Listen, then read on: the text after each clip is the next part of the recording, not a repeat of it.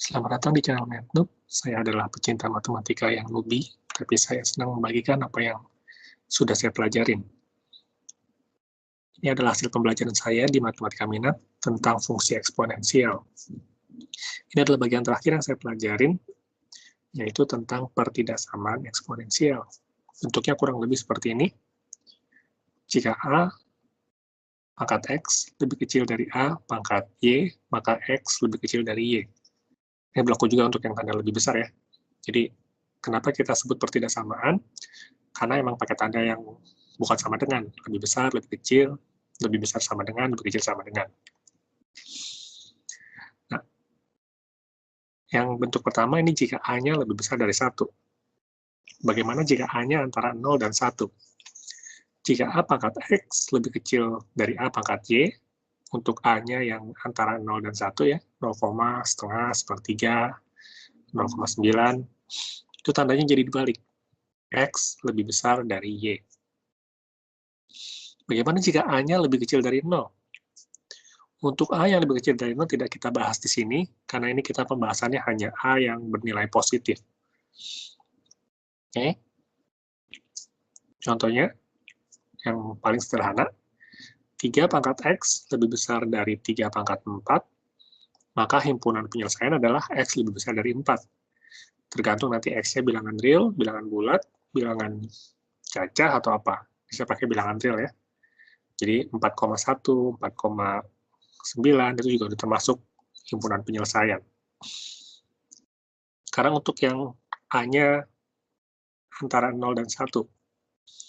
Ya, 1/2 pangkat X lebih besar dari 1/2 pangkat 3. Maka himpunan penyelesaiannya adalah X lebih kecil dari 3. Ya, untuk X bilangan real. Jadi kalau X-nya bilangan bulat, berarti 2 udah termasuk jawaban, 1 termasuk jawaban, ya. Kalau X-nya bilangan real, berarti 2,5 juga udah termasuk jawaban, 2,9 juga termasuk jawaban. Oke. Ini yang bentuk sederhana. Sekarang kita buat yang lebih kompleks ya. Kita buat fungsi dari X. 2 pangkat X pangkat 2 tambah 3X kurang 5. Lebih kecil dari 2 pangkat 5. Mengikuti aturan yang tadi, artinya X pangkat 2 ditambah 3X dikurang 5, lebih kecil dari 5. Oke, kita lakukan operasi aljabar ya. Jadinya X pangkat 2 ditambah 3X dikurang 10, lebih kecil dari 0. Jadi kita buat dalam bentuk persamaan kuadrat. Kita buat dalam bentuk X kuadrat. Kita faktorkan, kita dapatkan bahwa X kurang 2 dikali X tambah 5 lebih kecil dari 0. Kalau persamaan kuadrat kita faktorkan, maka kita akan dapatkan berarti X-nya sama dengan 2 dan X sama dengan min 5 ya. Sekarang kita harus periksa nilai antara min 5 dan 2. Yang antara min 5 dan 2 paling gampang kita ambil 0 aja ya. X dikurang 2 dikali X tambah 5.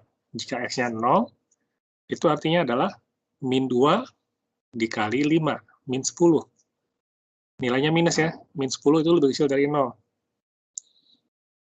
Oke. Jadi, X-nya itu harus di antara min 5 dan 2. Yang artinya, X-nya lebih besar dari min 5, tetapi lebih kecil dari 2. Sekarang itu kita coba lagi, jika X-nya lebih besar dari 2 gimana? Kita ambil aja yang gampang 3. 3 dikurang 2 bernilai positif ya. 3 ditambah 5 bernilai positif juga. Positif dikali positif, nilainya kan pasti positif ya. Jadi tidak mungkin lebih kecil dari 0. Berarti kita sudah mendapatkan jawabannya, bahwa X-nya itu harus di antara min 5 dan 2. Tidak boleh lebih besar dari 2.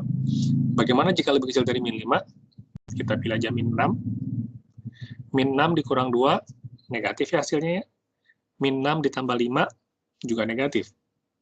Negatif dikali negatif kan juga positif. Jadi, min 6 juga tidak termasuk himpunan penyelesaian. Maka, kita dapatkan X-nya harus lebih kecil dari 2, dan X-nya harus lebih besar dari 5. Atau kalau kita tuliskan dalam bentuk himpunan penyelesaian, berarti X min 5 lebih kecil dari X lebih kecil dari 2, di mana X-nya merupakan bilangan real. Kalau bilangan bulat, disuruh sebutkan anggotanya, ya berarti X-nya adalah min 4, min 3, min 2, min 1, 0, dan 1. Ini adalah pertidaksamaan eksponensial, di mana fx-nya merupakan sebuah fungsi kuadrat. Sekarang kita lihat pertidaksamaan eksponensial yang kita bisa ubah menjadi pertidaksamaan kuadrat. Makanya di video yang sebelumnya sudah saya sebutkan bahwa penyelesaian matematika itu dalam bentuk kuadrat biasanya sangat sering dipakai. Ini contohnya ya. 5 pangkat 2x dikurang 6 kali 5 pangkat x ditambah 5. Di sini kita misalkan bahwa P sama dengan 5 pangkat x, maka kita dapatkan persamaan barunya, P kuadrat dikurang 6P ditambah 5, lebih besar dari 0.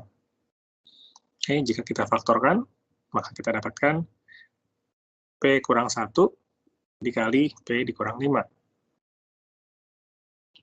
Ini kalau dalam bentuk persamaan kuadrat, maka kita faktorkan, kita dapatkan P-nya 1 atau P-nya 5 ya.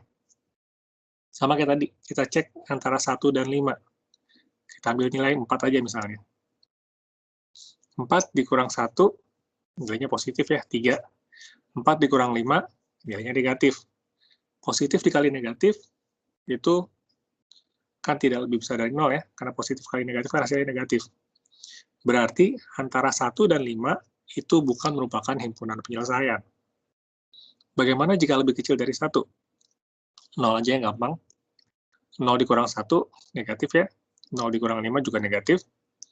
Negatif kita kali negatif, itu kan hasilnya positif ya. Lebih besar dari 0. Berarti P-nya lebih kecil dari 1. Ya, yang antara 1 dan 5 tidak termasuk. Bagaimana dengan yang lebih besar dari 5? Ambil aja angka 6. 6 dikurang 1, positif, jelas. 6 dikurang 5, juga positif.